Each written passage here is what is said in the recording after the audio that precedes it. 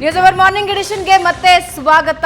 ಸಂಸದೆ ಸುಮಲತಾ ಮುಂದಿನ ನಡೆ ಏನು ಅನ್ನೋದು ಸದ್ಯದ ಪ್ರಶ್ನೆ. ಹೈಕಮಾಂಡ್ ಜೊತೆ ಇವತ್ತು ಮಾತುಕತೆ ಇರುತ್ತೆ. ಆ ಮಾತುಕತೆ ಫಲಪ್ರದ ಆಗುತ್ತಾ? ಪ್ರಶಾಂತ್, ದೊಡ್ಡ ಪ್ರಶ್ನೆ ಇದು. ಈಗಾಗಲೇ ದೆಹಲಿಯಿಂದ ಮಂಜು ಒಂದಷ್ಟು ಇನ್ಫಾರ್ಮೇಷನ್ಸನ್ನು ನಮ್ಮ ಜೊತೆ ಹಂಚ್ಕೊಂಡ್ರು. ಆದರೆ ಪ್ರಶ್ನೆ ಇರೋದೇ, ಹೈಕಮಾಂಡ್ ಮಾತಿಗೆ ಬಗ್ತಾರ ಸುಮಲತಾ? ಒಂದು ವೇಳೆ ಹೈಕಮಾಂಡ್ನ ಸೂತ್ರ ಒಪ್ಕೊಳ್ಳೋದಾದರೆ ಆ ಸೂತ್ರ ಹೆಂಗೆ ವರ್ಕ್ ಆಗುತ್ತೆ ಅಂತ. ನೋಡಿ, ಈಗ ಭಾಳ ದೊಡ್ಡ ಸೂತ್ರ ಏನಿಲ್ಲ. ಸುಮಲತಾ ಅವರಿಗೆ ಮಂಡ್ಯ ಕೊಡೋಕ್ಕಾಗಲ್ಲ ಅನ್ನೋದು ಹೈಕಮಾಂಡ್ ಸುಮಲತಾ ಅವ್ರಿಗೆ ಅಧಿಕೃತವಾಗಿ ತಿಳಿಸುತ್ತೆ. ಈಗ ಸುಮಲತಾ ಅವ್ರ ಬಳಿ ಇರ್ತಕ್ಕಂಥದ್ದು ಎರಡು ವಿಕಲ್ಪಗಳು, ಎರಡು ಆಪ್ಷನ್ಸ್ ಇದೆ. ಒಂದು, ಮಂಡ್ಯದಿಂದ ಪಕ್ಷೇತರರಾಗಿ ಗೆಲ್ಲೋದಲ್ಲ ಪಕ್ಷೇತರರಾಗಿ ನಿಲ್ಲೋದು. ಅದು ಒಂದು ರೀತಿ ಬಂಡಾಯ ಅಂತಕ್ಕಂಥದ್ದು ಸ್ಪಷ್ಟ. ಎರಡನೇ ಆಪ್ಷನ್ ಇರ್ತಕ್ಕಂಥದ್ದು, ಬಿ ಜೆ ಪಿ ಹೈಕಮಾಂಡ್ ಒಂದು ವೇಳೆ ಚಿಕ್ಕಬಳ್ಳಾಪುರನ ಆಫರ್ ಮಾಡಿದರೆ ಅಥವಾ ಮುಂದಿನ ದಿನಗಳಲ್ಲಿ ಏನಾದರೂ ಕೊಡ್ತೀವಿ ಅಂತಕ್ಕಂಥದ್ದನ್ನು ಹೇಳಿದರೆ ಸುಮ್ಮನೆ ಇರ್ತಕ್ಕಂಥದ್ದು. ಬಟ್ ಚಿಕ್ಕಬಳ್ಳಾಪುರಕ್ಕೆ ಬರೋದಷ್ಟು ಸುಲಭ ಇರಲ್ಲ. ಯಾಕಂದರೆ ಚಿಕ್ಕಬಳ್ಳಾಪುರದಲ್ಲೂ ಕೂಡ ಡಾಕ್ಟರ್ ಸುಧಾಕರ್ ಮತ್ತು SR ವಿಶ್ವನಾಥ್ ಪುತ್ರ ಅಲೋಕ್ ನಡುವೆ ಫೈಟ್ ಇದೆ. ನಾವೇ ನಿಲ್ಲಬೇಕು ಅಂತ. ಈಗ ಡಾಕ್ಟರ್ ಸುಧಾಕರ್ಗೆ ಏನಕ್ಕೇನ ನಾನು ನಿಂತು ವಾಪಸ್ ರಾಜಕೀಯ ಪುನರ್ವಸತಿ ನನಗೆ ಬೇಕು ಅಂತಕ್ಕಂಥ ಕಾರಣಕ್ಕೋಸ್ಕರ ಟಿಕೆಟ್ ಕೇಳ್ತಾ ಇದ್ದಾರೆ. ಒಂದು ವೇಳೆ ಸುಮಲತಾ ಅಲ್ಲಿ ಹೋದರೂ ಕೂಡ ಬಂಡಾಯ ಆಗ್ತಕ್ಕಂಥ ಸಾಧ್ಯತೆಗಳು ಕೂಡ ಜಾಸ್ತಿ ಇರ್ತವೆ ನಿಶ್ಚಿತವಾಗಿ. ಹೀಗಾಗಿ ಹೈಕಮಾಂಡ್ ಏನು ನಿರ್ಧಾರವನ್ನು ತೆಗೆದುಕೊಳ್ಳುತ್ತೆ, ಅದಕ್ಕೆ ಸುಮಲತಾ ಯಾವ ರೀತಿ ಒಪ್ತಾರೆ ಅಂತಕ್ಕಂಥದ್ದು ನೋಡಬೇಕು.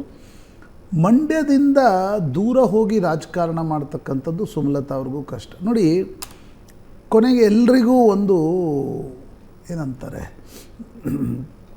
ಗಟ್ಟಿಯಾಗಿರ್ತಕ್ಕಂಥ ಒಂದು ಕಾರಣ ಬೇಕಾಗತ್ತೆ ರಾಜಕಾರಣ ಮಾಡಿ. ಸುಮಲತಾ ರಾಜಕೀಯಕ್ಕೆ ಬರಲಿಕ್ಕೆ ಕಾರಣ ಏನು? ಮಂಡ್ಯಕ್ಕೂ ಅಂಬರೀಷ್ಗೂ ಇರತಕ್ಕಂಥ ಒಂದು ಸಂಬಂಧ. ನೀವು ಅದನ್ನು ಈಗ ಗಟ್ಟಿಯಾದ ಕಾರಣ ಅಂದರೆ ಒಂದು ಕರಳಬಳ್ಳಿ ಬೇಕಾಗತ್ತೆ. ನೀವು ಯಾಕೆ ರಾಜಕಾರಣ ಮಾಡಬೇಕು ಅಂತಕ್ಕಂಥದ್ದು ಬೇಕಾಗತ್ತಲ್ಲ ಕೊನೆಗೆ. ಈಗ ದೇವೇಗೌಡರು ಹಾಸನದ ಜೊತೆ ಇರ್ತಕ್ಕಂಥ ಸಂಬಂಧ, ಅಂಬರೀಷ್ ಹೆಸರಿಗೆ ಮಂಡ್ಯದ ಜೊತೆ ಇರತಕ್ಕಂಥ ಒಂದು ಸಂಬಂಧ, ಈಗ ಯದುವೀರ್ ಒಡೆಯರ್ ಮೈಸೂರು ಜೊತೆ ಇರತಕ್ಕಂಥ ಒಂದು ಸಂಬಂಧ. ಆ ಕಾರಣದಿಂದಲೇ ನೀವು ಪಾಲಿಟಿಕ್ಸಿಗೆ ಬಂದು ಏನಾದರೂ ಮಾಡಲಿಕ್ಕೆ ಸಾಧ್ಯ. ಜನ ನಿಮ್ಮನ್ನು ಒಪ್ಪೋದು ಒಪ್ಪದೇ ಇರೋದು ಅದಕ್ಕೊಂದು ಕಾರಣ ನಿಶ್ಚಿತವಾಗಿರುತ್ತೆ. ಹೀಗಾಗಿ ನನಗನ್ಸುತ್ತೆ ಸುಮಲತಾ ವಲಸೆ ಹೋಗ್ಲಿಕ್ಕೆ ಒಪ್ತಾರಾ ಅಂತಕ್ಕಂಥದ್ದು ನೋಡ್ಬೇಕು. ಅನೇಕ ಬಾರಿ ನೋಡಿ ಸುಮಲತಾ ಹೇಳಿದ್ದಾರೆ, ಮಂಡ್ಯದಿಂದ ದೂರ ಹೋಗಿ ರಾಜಕಾರಣ ಮಾಡಲಿಕ್ಕೆ ನಂಗೆ ಸಾಧ್ಯ ಇಲ್ಲ, ಮಂಡ್ಯದಿಂದ ದೂರ ಹೋಗೋದಾದರೆ ನಾನು ರಾಜಕಾರಣದಲ್ಲಿ ಯಾಕಿರಬೇಕು ಅನ್ನೋದನ್ನು ಕೂಡ ಸುಮಲತಾ ಕೇಳಿದ್ದಾರೆ. ಹೀಗಾಗಿ ಅವರು ಮೈಸೂರು ಆಫರ್ BJP ಮಾಡಿತ್ತು. ಪ್ರತಾಪ್ ಯದುವೀರರಿಗೆ ಕೇಳೋದಕ್ಕಿಂತ ಮುಂಚೆ ಸುಮಲತಾಗೆ ಮೈಸೂರು ಆಫರ್ ಮಾಡಿತ್ತು, ಅವ್ರು ಇಲ್ಲ ಅಂದರು. ಬೆಂಗಳೂರು ಉತ್ತರ ಆಫರ್ ಮಾಡಿತ್ತು, ಅವರು ಇಲ್ಲ ಅಂದರು. ಶೋಭಾ ಕರಂದ್ಲಾಜೆ ಅವ್ರದ್ದು ಬೇರೆ. ಶೋಭಾ ಕರಂದ್ಲಾಜೆ ಮೂಲತಃ ಮಂಗಳೂರಿನ ಸುಳ್ಳೆ ಪುತ್ತೂರಿನವರು. ಅವರು ಯಶವಂತಪುರಕ್ಕೂ ನಿಂತರು, ಉಡುಪಿ ಚಿಕ್ಕಮಗಳೂರಿಗೂ ಹೋಗಿ ನಿಂತರು, ರಾಜಾಜಿನಗರಕ್ಕೂ ನಿಂತರು, ಈಗ ಬೆಂಗಳೂರು ಉತ್ತರಕ್ಕೆ ನಿಲ್ತಾ ಇದ್ದಾರೆ. ಬಟ್ ಸುಮಲತಾ ಅವರ ಆಗಲೇ ಹೇಳಿದಂತೆ ರಾಜಕೀಯ ಕರಳಬಳ್ಳಿ ಅಂತ ಏನಿರುತ್ತೆ ಅದು ಮಂಡ್ಯದ ಜೊತೆ ಕನೆಕ್ಟೆಡ್ ಇದೆ. ಈಗ ಅಲ್ಲಿ ಕುಮಾರಸ್ವಾಮಿ ಅವ್ರಿಗೂ ಅನಿಸ್ತಾ ಇದೆ, ಮಂಡ್ಯ ಹಾಸನ ಇಲ್ಲದೆ ನಾವ್ಯಾಕೆ ಮೈತ್ರಿ ಮಾಡ್ಕೊಳ್ಬೇಕು, ಮಂಡ್ಯ ಹಾಸನ ಹಾಗೆ ನಾವೇ ಚುನಾವಣೆಯನ್ನು ಗೆಲ್ಲುವ ಸಾಧ್ಯತೆಗಳಿದ್ದು ನಾವ್ಯಾಕೆ BJP ಜೊತೆ ಮೈತ್ರಿ ಮಾಡ್ಕೊಳ್ಬೇಕು. ಕುಮಾರಸ್ವಾಮಿ ಏನು ಹೇಳ್ತಿದ್ದಾರೆ, ನನಗೆ ಗೆಲ್ಲುವ ಶಕ್ತಿ 2-3 ಕಡೆ ಇರ್ಬೋದು, ಸೋಲಿಸುವ ಶಕ್ತಿ ಇಡೀ ಹಳೆ ಮೈಸೂರು ಭಾಗದಲ್ಲಿದೆ, ನಾನು ಥರ್ಡ್ ಪಾರ್ಟಿಯಾಗಿ ಓಟ್ ತೆಗೆದುಕೊಂಡ್ರೆ ಕಾಂಗ್ರೆಸ್ ಗೆಲ್ಲುತ್ತೆ ಅನ್ನೋದು ಕುಮಾರಸ್ವಾಮಿ BJP ಹೈಕಮಾಂಡ್ಗೆ ಹೇಳಿದ ನಂತರ ಈಗ 2 ಇದ್ದಿದ್ದು 3 ಸೀಟ್ಗಳು ಕೊಡಲಿಕ್ಕೆ ನಿಧಾನವಾಗಿ BJP ತಯಾರಾಗ್ತಾ ಇದೆ. ಚಿಕ್ಕಬಳ್ಳಾಪುರದಿಂದ ಸುಮಲತಾ ಅವ್ರನ್ನ ನಿಲ್ಲಿ ಅಂತಕ್ಕಂಥ ಈಗ ಅದು ಪ್ರಪೋಸಲ್ ಎಷ್ಟು ಸೀರಿಯಸ್ ಇದೆ ಸುಮಲತಾ ಮತ್ತು ವರಿಷ್ಠರ ನಡುವೆ ಭೇಟಿಯಾದಾಗ ಸ್ಪಷ್ಟವಾಗುತ್ತೆ ಅಂತ ಅನಿಸುತ್ತೆ. ಬಟ್ ಅಷ್ಟೊಂದು ಸುಲಭ ಇಲ್ಲ Sumalatha shifting from Mandya to Chikkaballapur. Okay, ಆ ಆಪ್ಷನ್ ಒಂಚೂರು ಪಕ್ಕಕ್ಕೆ ಇಡ್ತಾರೆ ಸುಮಲತಾ ಅನ್ನೋದಾದರೆ, ಮಂಡ್ಯದಲ್ಲೇ ಉಳಿತಾರೆ ಅನ್ನೋದಾದರೆ, ಅಥವಾ ಪಕ್ಷೇತರರಾಗಿ ನಿಲ್ತಾರೆ ಅನ್ನೋದಾದರೆ ಯಾರಿಗಾದರೆ ಹೆಚ್ಚು ಲಾಭ ಆಗುತ್ತೆ? ನೋಡಿ, ಅದನ್ನು ಈಗಲೇ ಹೇಳೋದು ಕಷ್ಟ. ಯಾಕಂದರೆ JDSದು ಪರಂಪರಾಗತವಾಗಿರ್ತಕ್ಕಂಥ ಈಗೊಂದು 5.5 ಲಕ್ಷ ಮತಗಳು JDSದೇ ಇವೆ. ಹೀಗಾಗಿ ಈಗಲೇ ಸುಮಲತಾ ಒಂದು ವೇಳೆ ಪಕ್ಷೇತರರಾಗಿ ನಿಂತರೆ ಹೈಪೋಥೆಟಿಕಲಿ ಯಾರು ಮತ ತೆಗೆದುಕೊಳ್ತಾರೆ ಅನ್ನೋದನ್ನು ಈಗ ಹೇಳಲಿಕ್ಕೆ ಸಾಧ್ಯ ಇಲ್ಲ ಅನ್ಸುತ್ತೆ. ಯಾಕಂದರೆ ಸುಮಲತಾ ಅಂಬರೀಷ್ ಕಾಂಗ್ರೆಸ್ನ ನಾಯಕ ಕೂಡ ಹೌದಲ್ಲಿ.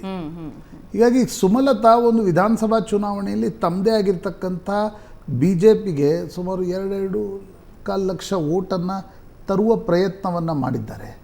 ಅವು BJP ಓಟ್ಗಳ, ಅವು ಪಕ್ಕ ಸುಮಲತಾ ಓಟ್ಗಳ ಸುಮಲತಾ ಎಷ್ಟು ವೋಟ್ ತೆಗೆದುಕೊಳ್ತಾರೆ, ಇವೆಲ್ಲ ಅಂಶ ಮುಖ್ಯ ಆಗಿರುತ್ತೆ. But B J P high command ಜೊತೆ ಸುಮಲತಾ ಅವ್ರದ್ದೊಂದು ಒಳ್ಳೆಯ ಒಂದು ಗುಡ್ವಿಲ್ ಕೂಡ ಬಿ ಜೆ ಪಿ ಹೈಕಮಾಂಡ್ನಲ್ಲಿದೆ. ಹೀಗಾಗಿ ಎಷ್ಟರ ಮಟ್ಟಿಗೆ ಕನ್ವಿನ್ಸ್ ಮಾಡ್ತಾರೆ, ಪಕ್ಷೇತರರಾಗಿ ನಿಲ್ತಾರ, ಈ ಎಲ್ಲ ಪ್ರಶ್ನೆಗಳಿಗೆ ಈಗಲೇ ಉತ್ತರ ಹೇಳಕ್ಕೆ ಸಾಧ್ಯ ಇಲ್ಲ. ನನಗನ್ಸುತ್ತೆ ಇನ್ನೊಂದು 2 ದಿನ ಟೈಮ್ ಬೇಕಾಗುತ್ತೆ. ಪ್ರಶಾಂತ್, ಇವಾಗ ಮೈಸೂರು ಒಪ್ಪಲಿಲ್ಲ, ಬೆಂಗಳೂರು ಉತ್ತರ ಒಪ್ಪಲಿಲ್ಲ ಅಂದಾಗ ಚಿಕ್ಕಬಳ್ಳಾಪುರ ಅವರು ಒಪ್ಕೊಳ್ಳೋ ಸಾಧ್ಯತೆಗಳು ಬಹಳ ಕಮ್ಮಿ ಅಂತ ಹೇಳಬಹುದು. ಹಂಗನ್ಬಿಟ್ಟು ಸುಮ್ಮನೆನೂ ಕೂತಿರ್ತಾರಾ? Possibilities are less. ನೋಡಿ, ಕುಮಾರಸ್ವಾಮಿ ಕೂಡ ಮೊನ್ನೆ ಮಂಡ್ಯದ ಸಮಾವೇಶದಲ್ಲಿ ಸುಮಲತಾ ನನ್ನ ಅಕ್ಕ ಅನ್ನೋ ರೀತಿ ಹೇಳಿದರು. ಅಂದರೆ ನ್ಯಾಚುರಲಿ ಈಗ ಯಾರು ಚುನಾವಣೆಗೆ ನಿಲ್ತಾರೆ ಅವರು ಈ ಮಾತನ್ನು ಹೇಳಲೇಬೇಕಾಗತ್ತೆ. ಆದರೆ ಸುಮಲತಾ ಹಳೆಯದನ್ನೆಲ್ಲವನ್ನು ನೆನಪಾರಿ ಅಲ್ಲಿ ಚುನಾವಣೆಯಿಂದ ಚಿಕ್ಕಬಳ್ಳಾಪುರ ಏನಾಗತ್ತೆ ನೋಡಿ, ಅನೇಕ ಬಾರಿ ಏನಾಗತ್ತೆ. ಈಗ ಮಂಡ್ಯದಲ್ಲಿ ಕುಮಾರಸ್ವಾಮಿಯವ್ರ ಮನಸ್ಸಿನಲ್ಲಿದೆ ನಿಖಿಲ್ರನ್ನು ಎಲ್ಲಿ ಕಳ್ಕೊಂಡಿದ್ವಿ ಅಲ್ಲಿ ಗೆಲ್ಲಬೇಕು, ಅಲ್ಲೇ ಹುಡುಕಬೇಕು. ಆ ಕಾರಣದಿಂದ ನಿಖಿಲ್ರನ್ನು ಮಂಡ್ಯಕ್ಕೆ ತರಬೇಕು ಅನ್ನೋದು ಕುಮಾರಸ್ವಾಮಿ ಮನಸ್ಸಿನಲ್ಲಿದೆ. ಸುಮಲತಾ ಪಕ್ಷೇತರರಾಗಿ ನಿಂತರೆ ಒಂದು ಸ್ವಲ್ಪ ಅದಕ್ಕೆ ಅಡಗಾಲಾಗುತ್ತೆ. ಯಾಕಂದರೆ ಕಳೆದ ಬಾರಿ ಸುಮಲತಾ ವರ್ಸಸ್ ನಿಖಿಲ್ ಕುಮಾರಸ್ವಾಮಿ ಕೂಡ ನಡೆದಿತ್ತು. ಆದರೆ ಸುಮಲತಾ ಅವ್ರಿಗೂ ಕೂಡ ಮಂಡ್ಯದ ಜನರನ್ನು ಬಿಟ್ಟು ಬೇರೆ ಕಡೆ ಹೋಗಿ ರಾಜಕಾರಣ ಮಾಡತಕ್ಕಂಥದ್ದು ಇವತ್ತು ಸರ್ವೆಗಳೇನು ಹೇಳ್ತಾ ಇವೆ, ಮಂಡ್ಯದಲ್ಲಿ ಸುಮಲತಾರಿಗೂ ಸುಲಭ ಇಲ್ಲ, ಬಿ ಜೆ ಪಿ ಟಿಕೆಟ್ ಮೇಲೆ ನಿಂತು ಗೆಲ್ಲೋದು ಸುಲಭ ಇಲ್ಲ. ಆದರೆ ನಾನು ಹೇಳಿದೆ ಅಲ್ಲ, ಅದಕ್ಕೊಂದು ಪರ್ಪಸ್ ಏನು ಪಾಲಿಟಿಕ್ಸ್ಗೆ ಅನ್ನುವ ಪ್ರಶ್ನೆ ಬರುತ್ತೆ. ಮಂಡ್ಯದಿಂದ ಚಿಕ್ಕಬಳ್ಳಾಪುರಕ್ಕೆ ಶಿಫ್ಟ್ ಆಗೋದು it all depends on persuasion capacity of B J P high command. ಅವರು ಇದನ್ನು ಒಂದು ರೀತಿಯ ಸುಮಲತಾರನ್ನು ಒಪ್ಪಿಸಿ ಈ ಕಡೆ ಕುಮಾರಸ್ವಾಮಿಯವರನ್ನು ಕೊಟ್ಟು ಅದನ್ನು ಮಾಡ್ತಾರಾ ಅಂತಕ್ಕಂಥದ್ದು ನೋಡಬೇಕಾಗುತ್ತೆ. ಇವತ್ತಿನ ಮೀಟಿಂಗ್ ಬಹಳ ಇಂಟ್ರೆಸ್ಟಿಂಗ್ ಆಗಿರುತ್ತೆ. ಏನಾಗುತ್ತೆ ಅನ್ನೋದನ್ನ ಕ್ಷಣದ ಅಪ್ಡೇಟ್ಸ್. ಮಂಡ್ಯ ಕಳೆದ ಬಾರಿ ಇಡೀ ಕರ್ನಾಟಕದಲ್ಲಿ ಕುತೂಹಲದ ಕ್ಷೇತ್ರವಾಗಿ, ಯಾಕಂದರೆ ಅಲ್ಲಿ ಸುಮಲತಾ ನಿಂತರು ಅನ್ನೋದು, ರೇವಣ್ಣ ಅವ್ರ ಬಗ್ಗೆ ಏನೋ ಮಾತಾಡಿದರು, ಮುಖ್ಯಮಂತ್ರಿಗಳ ಪುತ್ರನಾಗಿ ನಿಖಿಲ್ ಅಲ್ಲಿ ನಿಂತರು, ಕೊನೆಗೆ ಸುಮಲತಾ ಅನ್ನೋ ಹೆಸರನ್ನ ಒಂದಷ್ಟು ಜನ ಕ್ಯಾಂಡಿಡೇಟ್ಸ್ ನಿಲ್ಲಿಸಿದ್ರು. ಬಹಳ ಇಂಟ್ರೆಸ್ಟಿಂಗ್ ಆಗಿ ಜೆಡಿಎಸ್ ಕಾಂಗ್ರೆಸ್ ಸರ್ಕಾರ ಕೆಡವಲಿಕ್ಕೆ ಮಂಡ್ಯದ ಸೋಲೆ ಮುಖ್ಯವಾಗಿರ್ತಕ್ಕಂಥ ಕಾರಣ ಆಯಿತು. ಒಂದೊಂದು ಚಿಕ್ಕ ಬ್ರೇಕ್ ತಗೋಣ ವೀಕ್ಷಕರೇ. ಬ್ರೇಕ್ನ ನಂತರ ಮತ್ತಷ್ಟು ಸುದ್ದಿ.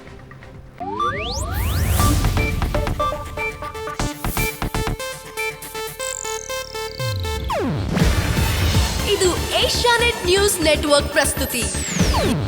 ನೀವು ನೋಡ್ತಿದ್ದೀರಾ ಏಷ್ಯಾನೆಟ್ ಸುವರ್ಣ ನ್ಯೂಸ್.